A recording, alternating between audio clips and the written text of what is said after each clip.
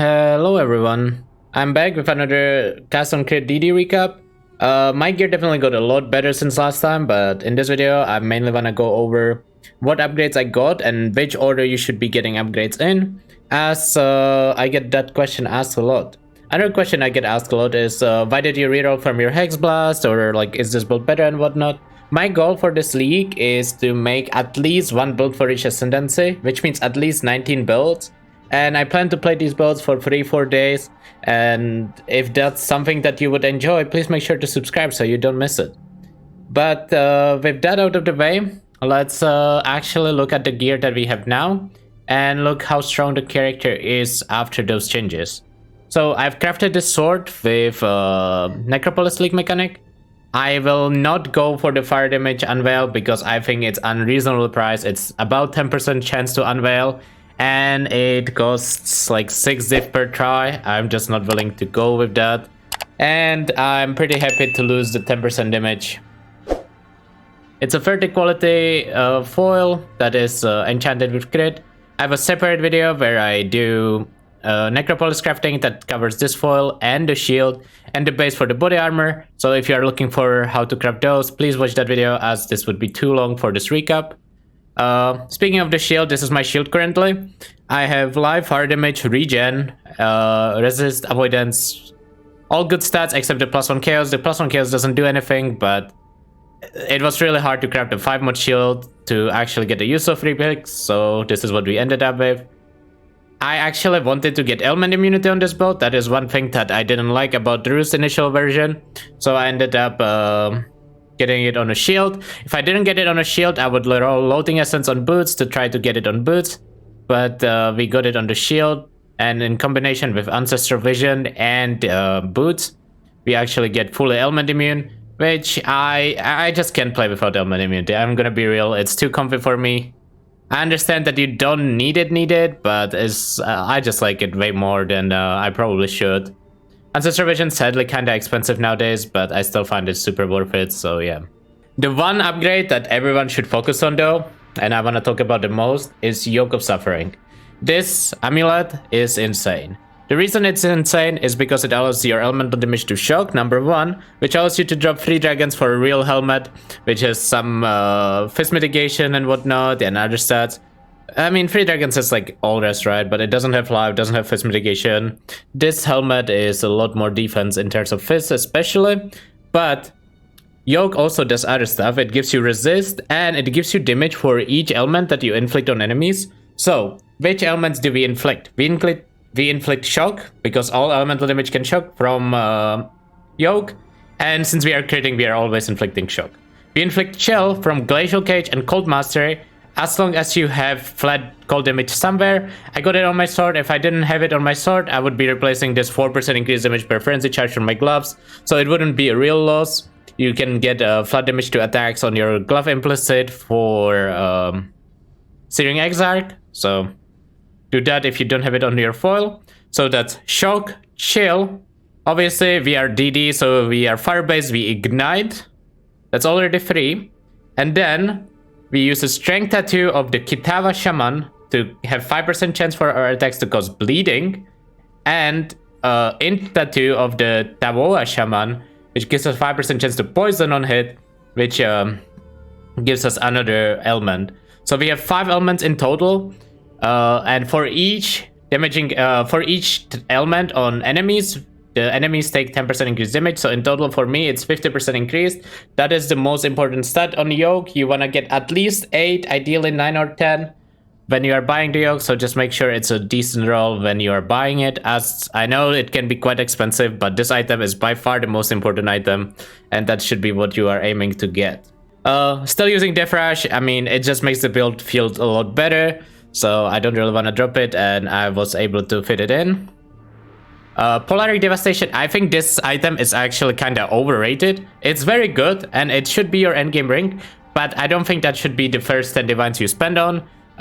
It's definitely decent damage, but since we already have so much increased damage taken from shock and yoke, it only ends up being like 10-12% more damage. So just don't rush for this like at the cost of the rest of your gear. This should be like one of the later items you buy. Body armor, again, I have a crafting method for the base in a different video. In the crafting video, I will make sure to link it in the description. But the way I actually crafted the body armor was spamming dense fossils until I hit tier 1. And then I crafted Gravicious and I finished the suffixes with Eldritch Currency. I ended up settling for Life Regen and Strength. I did not really have an option because I ended up running out of Eldritch Currency and I didn't really want to buy more. And Life Regen is decent even though you end up losing a Life Mastery. We can no longer click the 50% increased life, but it's still really good. Helmet I already showed. It's basically get a Fractured Suppression, spam Chaos Stress Essence on it, try to hit something decent. Once you hit the suffixes, you can do either suffix is going to be changed to Reforged Life, or better yet, you use Wild Bristle Matron. If you have full suffixes, it always crafts suffix is going to be changed. And yesterday I was buying them at 60C each, but no matter what the cost is going to be, it's always going to be less than 2 divines. So when you have full suffixes and you just want to get suffixes going to be changed, make sure to buy this instead of crafting suffixes going to be changed before the Reforged Life. In the past we would have used Wild Chaos, but sadly Veldorps are so expensive that I find it unjustifiable to use them on most of our gear. I did the same on gloves, literally the same craft as I just described on helmet. On boots, I actually did use a Valor because the move speed is otherwise too low.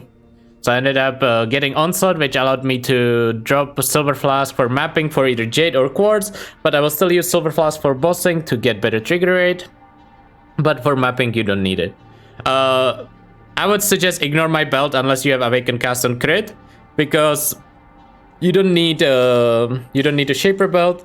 The only reason I got it is in preparation for Awakened Cast on Crit later. But the way I crafted this, in case you are curious and in case you have Cast on Crit, is I spammed Strength Essence until I had cooldown recovery rate and either empty suffix or a decent suffix. You can also annul. And then you do, if you hit like 2 suffixes, which is Strength and cooldown recovery rate tier 1, you would do suffix is going to be changed to Reforged Chaos for guaranteed Chaos Stress.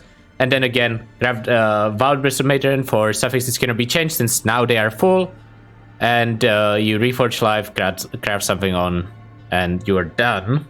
And that's pretty much all my gear. I also bought a Watcher's Eye, which is, I didn't want to buy the Vitality Watcher's Eye because it's quite expensive. So I ended up buying a FizzDR Determination, and this one actually had life regen from Vitality on top of that. Just quite nice. My regen is actually really good now, so I don't know. It's good enough, even though Vitality is definitely better, as life gain on hit is super OP on this build, but can't have everything, you know. Tomorrow I will be testing with Awakened Cast on Crit as well, and like a full endgame setup, and with clusters. Actually, I will probably only play 1 cluster, as I don't think you need 2. And that was another thing I was gonna mention, is I don't think people should actually prioritize clusters super hard early on, unless you have a low, like level 95 plus character, because it's pretty hard to fit the points. I ended up using a few tattoos on my int nodes because my int was higher than strength. So the tattoos I went for was Lightning Res, because I wanted to overcap Lightning Res a little bit, and then a small curse effect tattoo.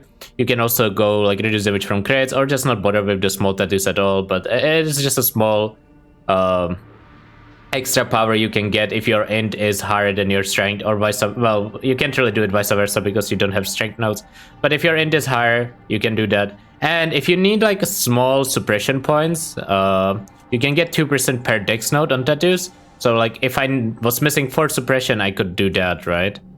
But my suppression ended up being quite fine, because you get 39 there and 22 here, which puts you to 61, and then you need 39 on the rest of your gear, which ended up being 3 times 13. Those were like actually quite cheap fractures. I had to buy them on pure evasion gear, even though like armor evasion or ES evasion would be slightly better, but the difference is not big enough to justify the difference in price. So I just bought pure evasion. It's completely fine. I mean, it doesn't make that big of a difference, since you like the boots and gloves have pretty much no evasion. On helmet it would make a small difference, but it was just cheaper, so I didn't bother with it any further. And finally, let me show you my current POB. This is the DPS it shows with all the conditional buffs. This includes the adrenaline from on-kill death rate. This is the DPS I have while mapping. It's 16 mil, which is decent, but you know, it's gonna go up with Awakened Cast on crit still. I had no issues with my damage at all. I will be showing you a tier 17 map and a Simulacrum. I actually did a full Simulacrum with 0 deaths. Keep in mind that all the footage you will see in this video is on one Spectre and one Spectre only. I was too lazy to get the Spectres before today. I got them today, but I didn't have them in the footage. So the damage is gonna be even better than you see there. As you can see, our Fizz hit is actually quite good because of the way we build the character, right? I have Fizz DR on my body armor, I have Fizz DR on my Watcher's Eye, and my helmet has double damage shift. So I tried to build a little more tanky towards Fizz, as that was the weakness of the initial build. I'm sure I'm gonna get a lot of questions about why no Incandescent Heart. I don't think Incandescent is bad, I just think crafting the shield for Incandescent is quite difficult. So I just ended up going for a damage shield and a normal body armor instead, and it works quite well. I think that's pretty much it. Pretty much all I wanted to cover. If there are any questions left, please let me know in the comments if there is anything I can help you with. And otherwise, I will see you guys most likely tomorrow with the last upgrade with the full endgame version. But that's it for now. Bye everyone, enjoy the highlights. See you guys tomorrow. So much more tankiness to gain too. I'm probably not upgrading this character further, except the Awakened Cast on crit.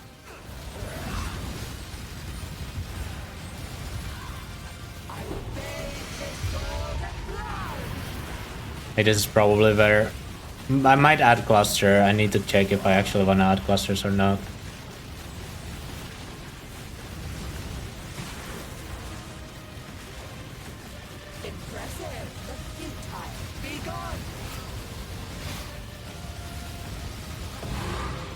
Yeah, I mean, seems fine. Okay, wave 29. Deathless so far. Let's see if we can do it.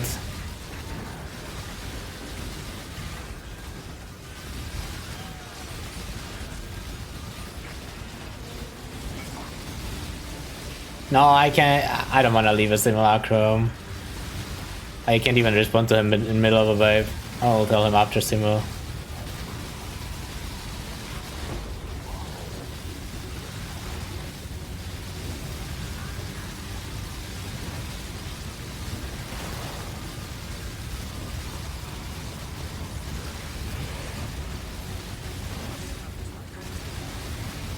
Oh my. That was a little sketchy. Message me again and...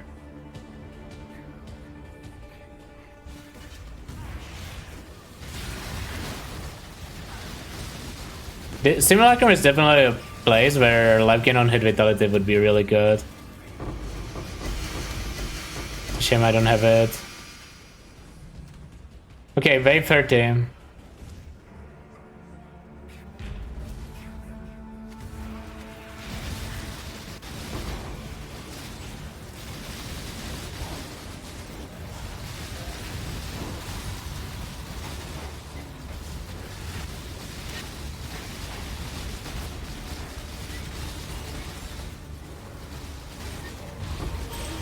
Okay, let's focus on CoCs over here.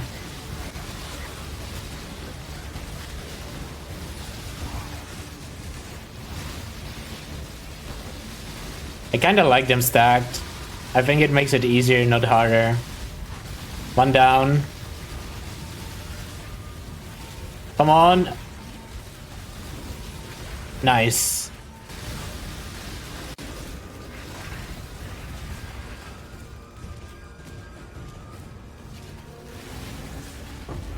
Yeah, actually, Deathless Simu. 27 minutes.